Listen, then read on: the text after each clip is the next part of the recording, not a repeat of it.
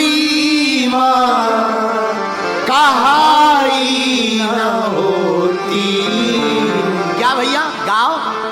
अगर माने ममता लुटाई न होती। माँ अगर नाराज हो जाए तो आप कहिएगा दरवाजे में जाकर, क्या फटकार देना माँ, दुत्कार देना। बोलो फटकार देना। जरा आप गाइएगा। क्या फटकार देना माँ, दुत्कार देना।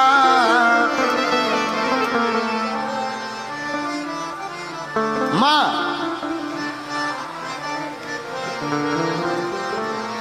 मगर मेरी भोली माँ मुझे प्यार देना। मगर मेरी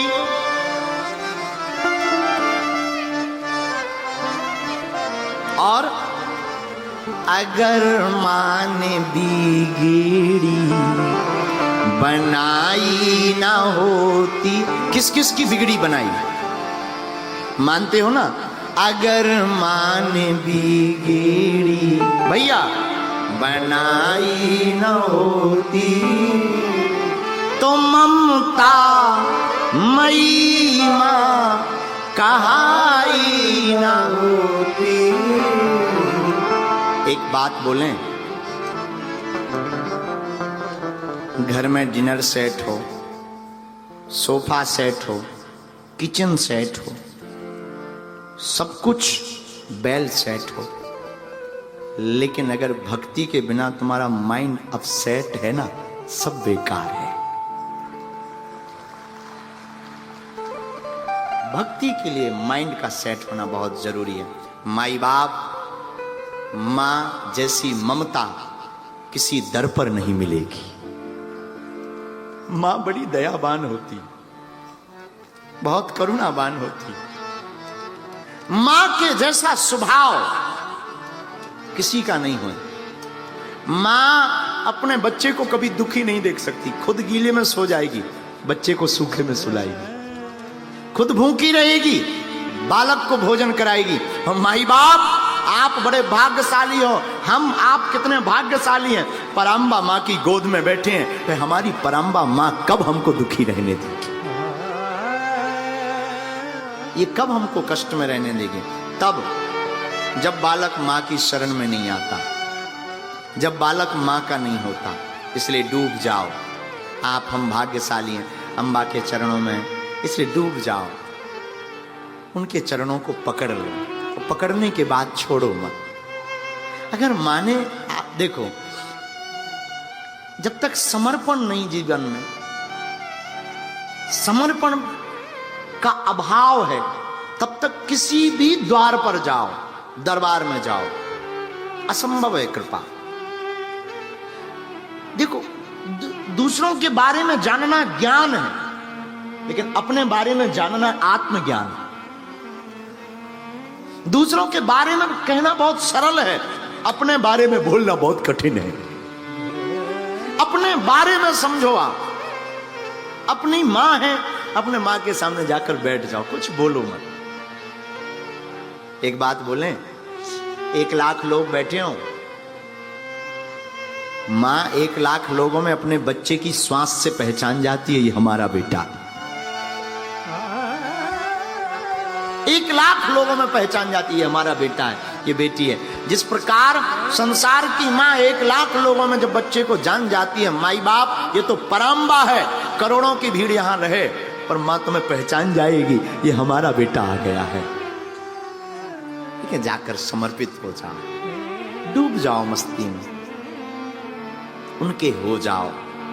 और नवरात्रि के पावन पर्व में, अंबाजी के पावन चरित्र में हम जो गाथा गा रहे हैं, तो नाम उमा अंबिका भवानी पर चर्चा आपसे जो कर रहे हैं, उसमें हम आपको बताएं कि माँ का नाम सती के बाद अंबिका पड़ा ही हिमवान के घर। अच्छा, पार्वती के पिता हिमवान। विचार करिएगा, हिमाचल की बिची और हिमवान की पुत्री ही क्यों बनी माता पार्वती? हम आज बैठे बैठे रामचरितमानस पर विचार कर रहे थे कि मां पार्वती अंबिका है और अंबा मां जिसका हृदय पहाड़ की भांति ऊंचा होगा उसी के घर प्रकट होगी। जब तक आपका भाव का हृदय ऊंचा नहीं है मां का प्रकट होना असंभव है। और माई बाप अंबिका बिना हिमवान के घर पर पैदा उत्पन्न नहीं हुई, प्रकट नहीं हुई। उसी प्रकार तुम्हें भी अपने हृदय में अंबा की भक्ति को प्रकट करना है तो अपने हृदय को पहले हिमवान की भांति विशाल बनाओ, भक्ति को ऊंचा करो। अच्छा, भक्ति कैसे मिलेगी?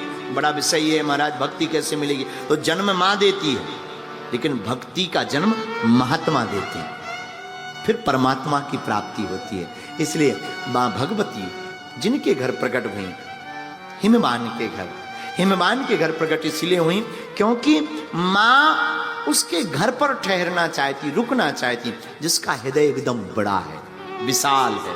और जो बड़ा कंजूस हो, कई आदमी इतने कंजूस होते हैं, हनुमान जी बच्चे, एक आदमी इतना कंजूस, एक महात्मा के पास गया, कागज पर फूल बनाकर ले गया, महात्मा से बोले फूल स्वीकार करो।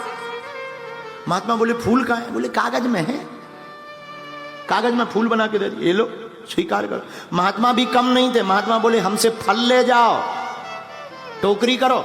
उसने अपना कपड़ा कर लिया, महात्मा ने ऐसे हवा में आम का आकार बनाया, आम ले जाओ।